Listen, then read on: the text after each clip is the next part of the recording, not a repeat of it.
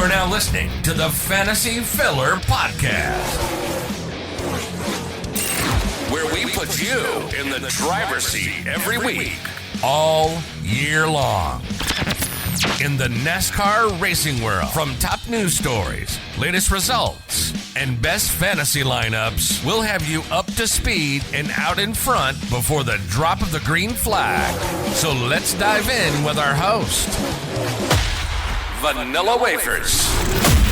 NASCAR just got done with Nashville Superspeedway, the 1.33 concrete intermediate racetrack that everyone was excited to see return to the schedule for both the Xfinity Series and Truck Series. Now it is with the Cup Series, and let me tell you, we had ourselves some pretty good races this weekend. I was only able to see one, so we're going to just talk about the final results for the Cup Series race, as well as the biggest takeaways from each and every race, as well as some news stories coming up for the Chicago Street Course. That and plenty more in today's episode of the Fantasy Filler Podcast. Yes, unfortunately, I was pretty busy this weekend. I was not able to watch the truck race or the Xfinity Series race. I did hear how chaotic it was for the Xfinity Series race. I tried to listen to it while I was on the road. I was on the road for 13 hours, and when the race finally started, that's when I pulled up to my destination. And immediately, caution after caution after caution after caution. It was crazy for that Xfinity Series race. So it's kind of like one of those races I wish I saw in the Truck Series race. Big congrats to Carson Hocevar, now getting his second victory in the Craftsman Truck Series. I think a lot of people were nervous about him, if he was ever going to be able to get a victory, or even if he really deserved the hype that a lot of people were giving him early in his career. But this was a really good race for him. Unfortunately, for his first win, there was a big accident there near the end that may have overshadowed his victory. This one, no doubt in anyone's mind, he was clearly the winner. He clearly had himself a strong truck. It will lead 40 laps. Rest of the top five being Zane Smith in 38, Nick Sanchez, the top finishing rookie, finishing third, Corey Hyman, the number 11, finishing fourth, and then the number 41, Bailey Curry, finishing fifth. He was the top performing underdog driver here in this race. Just an absolute great run for him. And just on this run alone, I think he deserves more opportunities with Nice Motorsports. I won't say a full-time ride yet, but a top 5 finish in a truck that's really been struggling to stay in the top 20 is definitely a great showing by that team. And then in the Nashville Xfinity Series race, how about AJ Allmendinger winning another oval racetrack? He has just been solid down here in the Xfinity Series. I hope it eventually bleeds into some success in the Cup Series, because we know how talented he was down here. And even coming down here, another victory for him. He was able to win at Circuit of the Americas. Now he gets the victory here at Nashville after leading 25 laps. Basically, he survived the storm. At the beginning of the race, there was wrecking, and even at the finish line, there was a bunch of wrecking. Here's the rest of the top 5, as we had Riley Herbst in the number 98 finished second. Finishing third was the number 1 of Sam Mayer. Finishing fourth, we had the number 21 of Austin Hill. And finishing fifth was the number 8 of Josh Berry. And probably the best, most surprising underdog finisher, I have to give it to Zane Smith in the number 28 machine, able to finish 7th. That 28 machine has been phenomenal the last couple of weeks. First, it gets a victory with Eric Almirola. Now you get Zane Smith in there with a 7th place finish. I mean, RSS Racing has to be super happy about that, but Colleague Racing is definitely the most happy. The team that struggled the most here in this race has to be Joe Gibbs Racing, with 2 of their cars not being able to make it to the finish due to early accidents. Ty Gibbs being one where he got sideways and collected Carson Hocevar, who's having himself a really good run, but Ty Gibbs won the first stage. He was the guy to beat. So for him to finish 37th, that was just an absolute heartbreaker. And then Sammy Smith, he was caught up in another accident shortly thereafter, and he was running around the top 5, and he finishes 34th. So not a good showing for Joe Gibbs Racing. I know they will bounce back, and they definitely have fast equipment. It's just they got caught up in early wrecks that really took them out. Stephen Parsons in the Xfinity Series race struggled the most, as he was not even able to finish one lap, because he was caught up in that first accident going into 1 and 2. So the 07 of SS Greenlight Racing just been having some terrible luck lately. And this is a perfect example. I mean, you can't even complete a lap without being caught up in an incident. That's just rough. There's just no other way to put it but just rough. But the most important race we're going to talk about is the Cup Series race. We're going to focus on our fantasy picks on how they did, as well as some big takeaways from certain drivers after this race, because I think there's some things to really take into perspective after this event, because there were some drivers who absolutely did great and there were some drivers that struggled that really did surprise us. So without further ado, let's dive into it. Here is our final results and biggest takeaways for the Ally 400. Alrighty, so in this race we had a total of 36 cars on the entry list, meaning that it was only the charter cars that ran in this event. We had 4 cautions for 24 laps. Not much craziness happened in this race at all. I mean, you had the 2 stage cautions, you had 1 car lose a tire after pit stops, and then you had a restart crash that happened because someone did not get going. So it was definitely mostly a green flag running race. We had 21 lead changes amongst 12 different drivers. We had multiple people who had an opportunity to win this race, including the likes of the number 45 of Tyler Reddick, the number 11 of Denny Hamlin, and the number 19 of Martin Truex Jr., all of them being Toyotas. But in the end, it was the driver who led the most laps. It was the driver who had the pole, and he finally gets his first win of the 2023 season. I am talking about the Melon Man himself. Ross Chastain gets a huge win here at Nashville Superspeedway for Trackhouse Racing. This is now the 3rd in his career. Just an absolutely dominating performance after finishing 2nd in Stage 1, 3rd in Stage 2. He is your winner here for the 17th race of the 2023 Cup Series season. Finishing second, we have the number 19 of Martin Truex Jr., as I mentioned before, as well as the number 11 of Denny Hamlin. In the 4th spot was the number 9 of Chase Elliott, a lot better run for him compared to the last few races. Finishing 5th, we have the number 5 of Kyle Larson. Finishing 6th was the number 24 of William Byron. Finishing 7th, we have the number 20 of Christopher Bell. 8th place was the number 43 of Eric Jones. 9th, the number 8 of Kyle Busch. And rounding up the top 10, we have Saturday's winner, the number 16 of AJ Allmendinger. Some of these names that pop up here on this list that were quite surprising, one being the number 43 of Eric Jones. They've had a horrendous year over there at Legacy Motor Club. So for them to get a top 10 and actually score stage points, that's awesome. They 100% needed that, and it wasn't really a race where they got lucky with the cautions. There was hardly any, so this was definitely based off of performance and just how they ran, and for them to be able to finish 8th, it's a step in the right direction. I wouldn't say all problems are solved, because they still have some major problems with that number 42 car. Jimmy Johnson has had no luck at all on his return to the Cup Series, so there's still a long way to go. But at least it's not going to be all doom and gloom for the 2023 season. So for them to get a top 10, that is absolutely spectacular. But let's go back to the winner of this race, Ross Chastain. You know, a lot of people were really concerned about him. Hell, in fantasy picks, I only put him as a mid-tier pick because it felt like something was missing. It felt like we weren't seeing the Ross Chastain that we were expecting. And maybe it was because he was getting involved in too many incidents, which is fair to say. I mean, he was involved in a wreck almost every single week, or he was blamed for something. And finally, Justin Marks had to talk to him, and it definitely simmered down over there, but so did his performance. And so I don't know what happened here during this off week. Maybe Justin Marks said, okay, you know what? I don't care. Just do what you need to do to get into victory lane. And he had himself an absolutely great weekend. Believe it or not, this is his first ever pole he has had in his NASCAR Cup Series career. So you already knew it was going to be a good weekend from the get-go. But to get this victory and run as well as he did, just a dominating performance, I feel very comfortable with Ross Chastain now going into the summer stretch. Still don't know how I feel when it comes to these next upcoming races, just because they could be super, super random as far as the results and performances may go. But besides those tracks, Ross Chastain seems to be going back up as a top pick for many people in fantasy. Martin Truex Jr. shows his consistency once again. He is now the points leader here in the Cup Series. And after that win at Sonoma, now everyone feels really comfortable with Martin Truex Jr. I don't know how he's going to do in the next couple races as well. I know I just said this about Ross Chastain. The same thing could apply to Martin Truex Jr.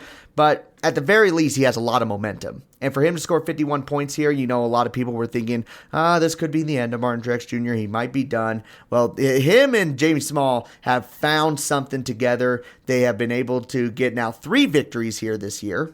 Well, if you count the LA Clash. and now they're running consistently inside the top 5. I mean, he finished 4th and 2nd in the stages, scoring 51 points for fantasy.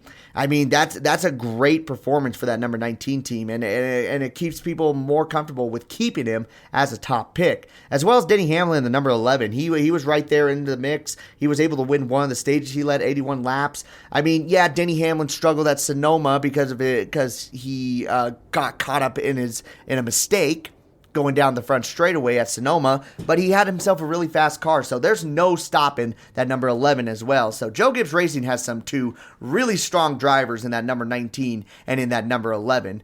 The number 20, he's been very consistent as well, been fitting around the top 10. The only one that's a little bit of a concern, if you even want to call it a concern for that team, is Ty Gibbs, but he's a rookie. And if he's finishing in the top 15 like he did in this race as well, I'm not even concerned about that. We know how much these rookies struggle entering into the Cup Series, so really do not be concerned with him. As far as fantasy picks go, maybe you're still a little hesitant putting him in, which is totally fine. I understand that 100%, but that's what you need to feel like when it comes to a rookie. A rookie does not just randomly come into the Cup Series and absolutely starts kicking ass. It has only happened like twice in the history of NASCAR, that one being Tony Stewart, Jimmy Johnson and Denny Hamlin. But really, you're just picking some of the best out there. Rookies don't really stand out that much, but Ty Gibbs has been showing some consistency as the time goes by, so a 15th place finish at an intermediate track is a good run for him. But Joe Gibbs Racing has nothing to be ashamed of here from this weekend. Chase Elliott finally makes some improvements. I know at Sonoma he had himself a solid finish, but it was mostly due to pit strategy. We come to this race consistently running around in the top 7, able to finish in the top 5. That's a step in the right direction. They need the victory still. There's no way that they're going to make it in by points at this rate, because the battle for the top 16 in points is starting to get really intense, and I think he's still about 2 races behind. And with only 10 races left in the regular season, yeah, that's going to be really tough for Chase Elliott. But at least we're seeing improvement. That's what we got to see out of him, is improvement. And we finally got it here in this race, running around like he usually does when he was in his prime in 2022, running for the regular season championship. So I'm not too concerned about Chase Elliott now. I still wouldn't put him over Kyle Larson and William Byron, even though he finished in front of those guys. William Byron is still the top representative of that team. Kyle Larson's now moving into that 3rd position because he was not able to get that many stage points as we thought he did. I thought he was going to be a contender for the victory running up front, but that really wasn't the case. So kind of a head scratcher there. William Byron more ran like the way that I thought Kyle Larson was going to run. So Hendrick Motorsports is still right there in that mix as well. The only one struggling with them is Alex Bowman, which you can kind of understand why. He had that injury and he's trying to get back into it. At the same time, you can say the same thing about Chase Elliott, but it's really rare to have all 4 cars running with each other near the front. It's very rare. Yes, they were able to do the 1 through 4 in the Dover race back in 2021, but that was like the first time that ever happened for a 4-car team. It was crazy. So, again, Joe Gibbs Racing, don't have to worry about them. Hendrick Motorsports, you don't really got to worry about them. Some other drivers that you don't have to worry about is Christopher Bell, if you want someone who's consistently getting top 10s. Kyle Busch with a really good run here, even though he had a lot of bad luck throughout this race with speeding penalties, getting involved in an incident, one of the only incidents in the race that involved multi-cars. He was still able to finish 9th. Very, very crazy race for him. But hey, he was able to get up there to the front. And I think this is similar to what we saw with William Byron a few weeks back. I do believe it was Kansas. Was it Kansas where everything fell apart for him at the beginning of the race and he bounced back? Could be wrong on that. Fact check that one. But Kyle Busch, speeding penalties. Like I said, he gets involved in that caution. They're still able to crawl back. They lead a few laps. They're able to get stage points. They're able to get a top 10. That is something you really need to look at when you're thinking of championship contenders. Now, everyone already thinks that Kyle Busch is a good championship contender. But this right here, that they can bounce back from adversity, that is super important when considering who you won that championship for. Kyle Busch, just a phenomenal run here. RCR keeps proving time and time again that him being that number 8 car was the absolute right decision for him in his career. And you can see that these guys are working really well with each other, because I know a lot of drivers that if something bad happens and they're not clicking with their team, it just falls apart. And Kyle Busch has fallen apart with the number 18 team plenty of times. Hell, even last year you could see him falling apart. But for him to bounce back here, that's definitely something to really consider moving on forward. So good job for that number 8 team. And AJ Allmendinger just had himself an overall good weekend, scored stage points. He was definitely that surprise pick that myself missed. For him to be able to finish 10th in this race and score 31 points, that was a really good run for that number 16 team. Actually puts him back into the mix to try to make it into the playoffs. He's still quite a few points behind. I'll pull that up in a second to let you guys know the exact point differential for all those drivers. But he's right back in there in that mix. We keep saying that Kaulig Racing has been struggling. They've been struggling, which to a sense, it's true. But the way how AJ Allmendinger has been super consistent, he is now slowly but surely putting his head back in the game to be a potential contender. And there is a chance he could still get a win at one of the road courses. He's still been showing some really good speed there. It's when I start seeing speed at these types of tracks that also gets me excited about him as well. So right now, he currently sits less than 30 points behind the cut line, which is just less than a race. So that's plenty of opportunity for him to bounce back, especially at the racetracks we're coming up to. So AJ Allmendinger is trying to get some momentum here during the summer stretch, and that's something that 16 team absolutely needs.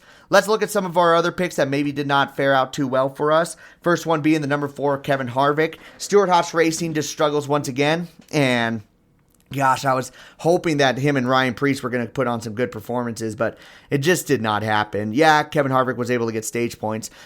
This just shows one of two things. Either Kevin Harvick is really, really good, and Stewart-Haas Racing is nowhere near as good as what we thought they were, or they're just really struggling that bad. And it could be just a mixture of both. Because, I mean, look at these cars. 16th place finish, 24th, 25th, 31st. What is going on with Stewart-Haas Racing? They, ever since 2020 happened, they have just went off the deep end. They've just struggled tremendously. And I almost want to say this might be one of the worst years because, Ryan Preece, he's trying to build back that 41 team. Cole Custer was in there, absolutely struggled. Ryan Preece, he's also struggling as well. Make no mistake about it. Eric Almirola, he used to be more of a top 10 driver, and now he's having a hard time finishing in the top 20. Chase Briscoe has been all over the place. At the end of the year, he was starting to show some consistency. We were hoping that would bleed into 2023. Not at all. Not at all. He looks worse than what he did last year. And I don't know. I really don't know what's going on. And now you're going to have a new driver, Josh Berry, driving the number 4 car. But if Kevin Harvick's the only one that shows any speed and he's leaving, I'm very concerned for Stewart-Haas Racing.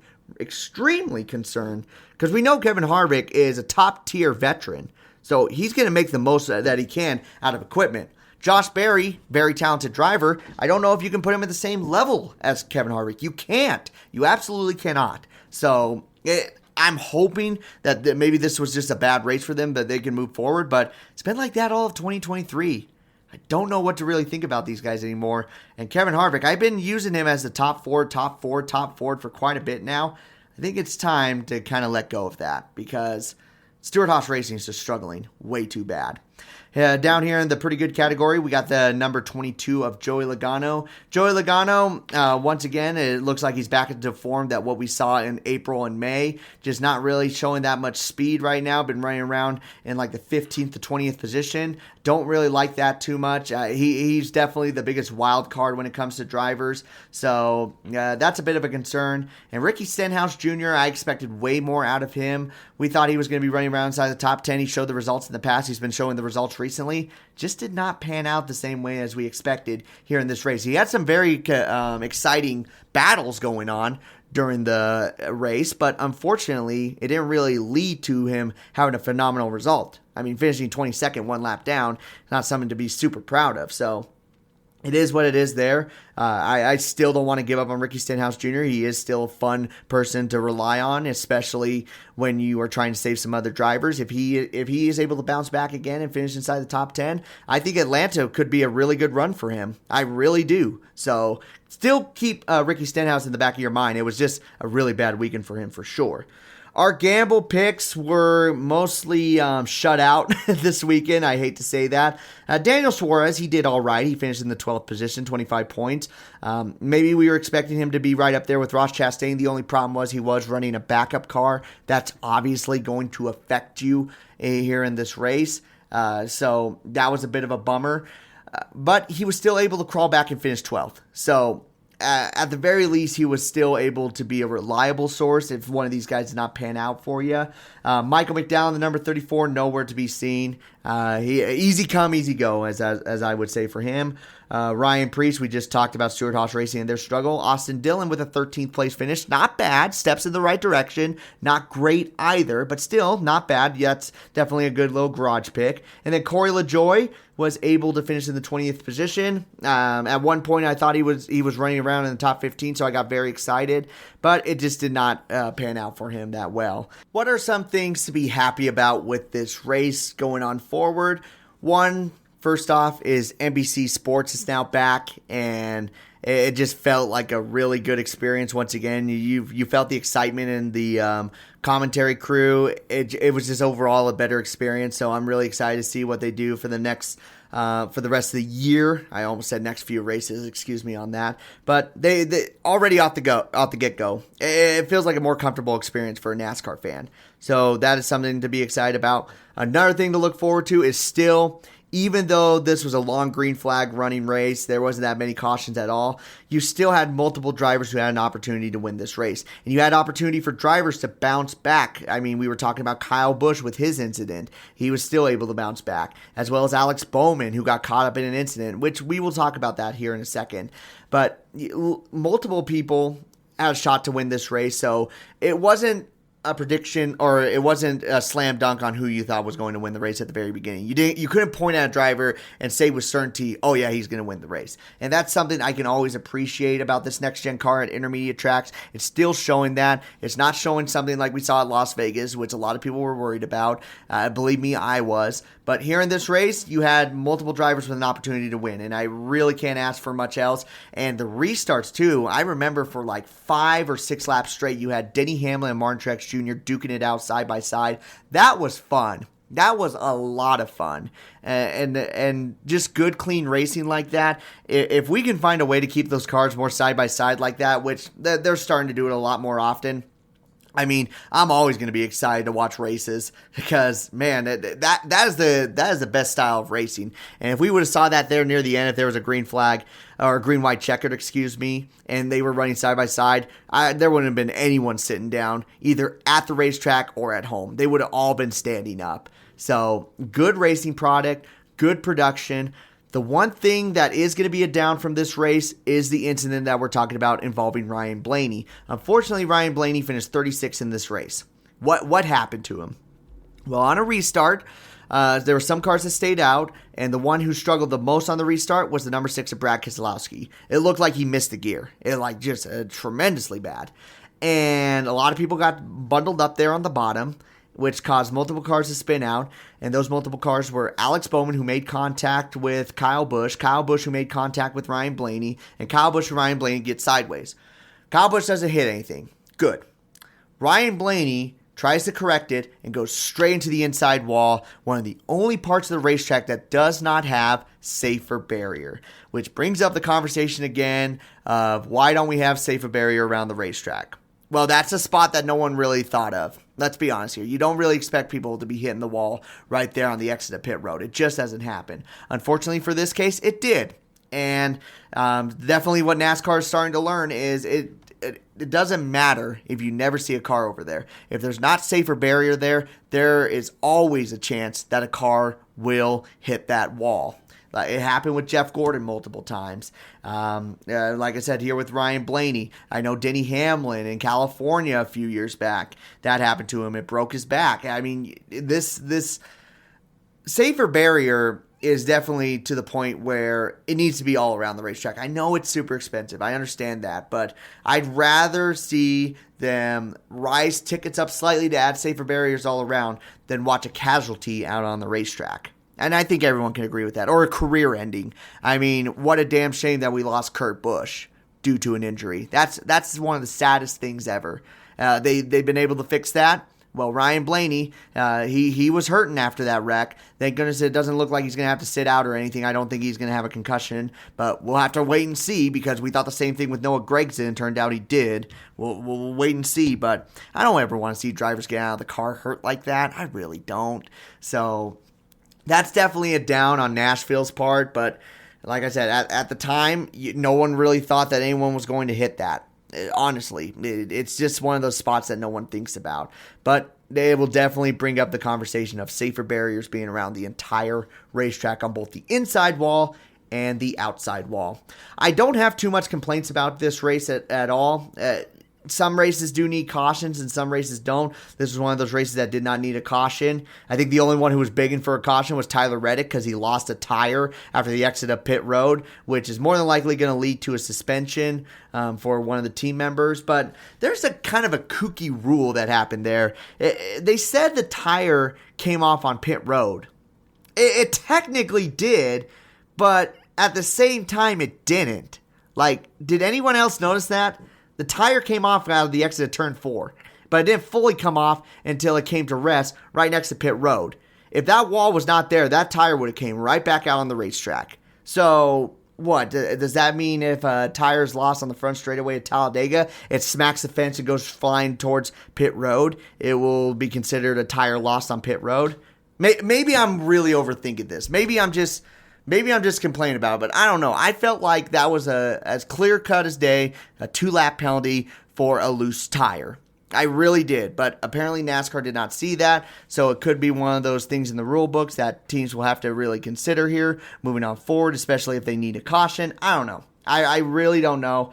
But that was pretty interesting to me. That's all I'll say on that. Memorability-wise, I don't think it's going to become one of the most memorable races, but it is going to be one of those races that we were thankful that it was a really decent event, that it wasn't too much chaoticness, and I can appreciate that for a race from time to time. It's going to be on the top half of events for sure, but overall, the biggest takeaway out of all of it, don't ever count out Ross Chastain. Yes, he's been struggling the last few weeks, but at the same time, most of it was not his fault. When he gets an opportunity, when he has finally said, give it 100%, he will give you 100%, and he will run up front. And we saw that here this weekend at Nashville Superspeedway.